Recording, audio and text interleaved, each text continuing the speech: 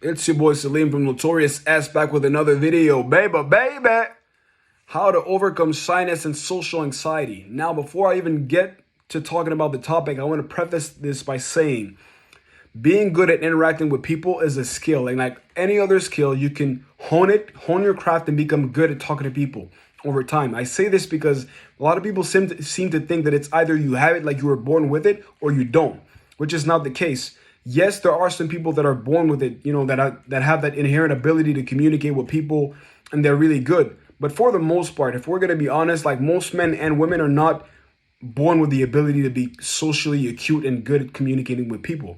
That's why the people that are good at communicating with other people, they tend to stick out. They have that umph about them. They have that, X factor that makes them stand out and that attracts people to them. You know what I'm saying? People flock to these people.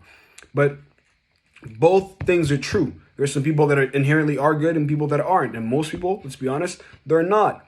But I want to really dive into this because a lot of people think that just because they experience discomfort whenever they're trying to put themselves out there, communicating and talking to people, which is something they likely haven't done before, as soon as they face adversity, difficulty, or they feel discomfort, they automatically associate it with having some sort of, social anxiety, shyness, and all these things. Look, it's easier to sell yourself on that idea that you have some sort of affliction that makes you not good just because you're just starting doing something that you've never done before. Just like if I start working out, I'm not going to be as good as the guy that's been working out for years or the guy that has some sort of a genetic predisposition to lifting weights. But I'm not going to sell myself short and say that I have some sort of affliction that keeps me from growing muscles. It's not true. You know what I'm saying? Let's be quite honest. And I say that because it seems like these days, this is the new thing where a lot of people will say that I'm socially anxious, I'm shy, I'm socially awkward. Look, I'm not disregarding the fact that there are some people that actually have social anxiety, that are shy, that have some sort of discomfort when talking. But for the most part, most people do not have these things. It's just a cope that we use to justify why we're not good at doing the said thing. Now that that's been understood, then we can get to the next topic. How do we accommodate this? One thing is, you know what? When talking to people, what I suggest doing is, when you meet new people, of course, do the typical things that you should be doing. Maybe you don't know. Well, keep an eye contact with people when you talk to them. It makes things less awkward. It makes people feel like, for one, you have a link with them. You're communicating with them. You're talking to them, right? You're giving them attention. That's for one. Two, let people talk about themselves. Ask questions about these people when you're talking to them. Because we're me monsters. We're focused on ourselves most of the time and not so much about the other person talking to us. So when you let people speak about them, for one, it makes them feel good about themselves. It breaks the shyness barrier or whatever kind of barrier there is that keeps you guys from a distance because you might not know one another. And it also gives people the impression that you're a good communicator because you're listening instead of talking. 2 ears, 1 mouth. And when you let them vent and kind of talk about themselves, they'll automatically will want to know more about you, because who's that person that for once is not like other people, that doesn't just want to talk about themselves, but is actually ready to listen to me and ask me questions and get to know me more. As a man, it's going to help you with women, but it's going to help you with men a lot as well.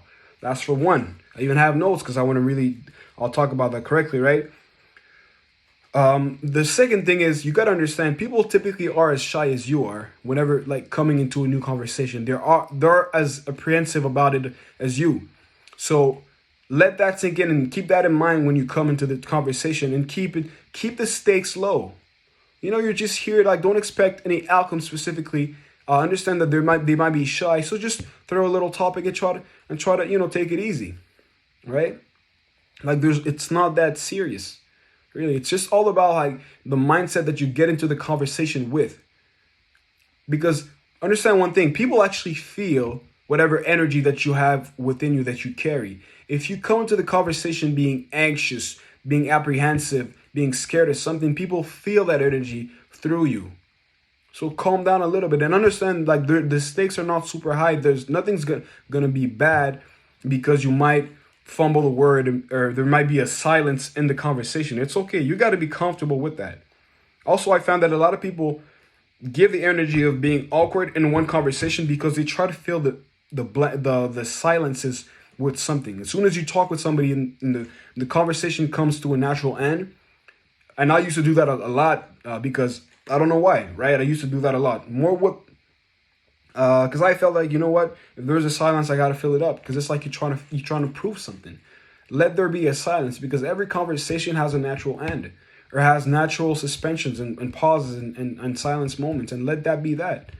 You know what I'm saying? And people actually feel more comfortable with that as opposed to you trying to fill the conversation or fill the void or fill the silence with conversation that leads nowhere.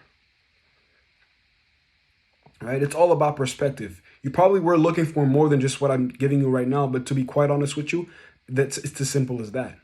There needs not there like you need not to have a lot more than just what I just gave you to really have a good conversation.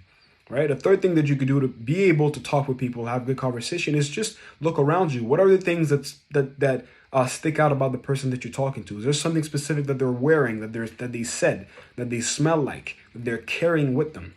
And if you have a broad knowledge about a lot of things in life, if you read a lot, watch, do research, then you'll have something to bring to that conversation as well. Do you know things that person would like to know as well? So as a person in general, you have to think about what you got to offer to that conversation as well. That's all it is. That's all it is. Now, if you like the content, subscribe, share, like.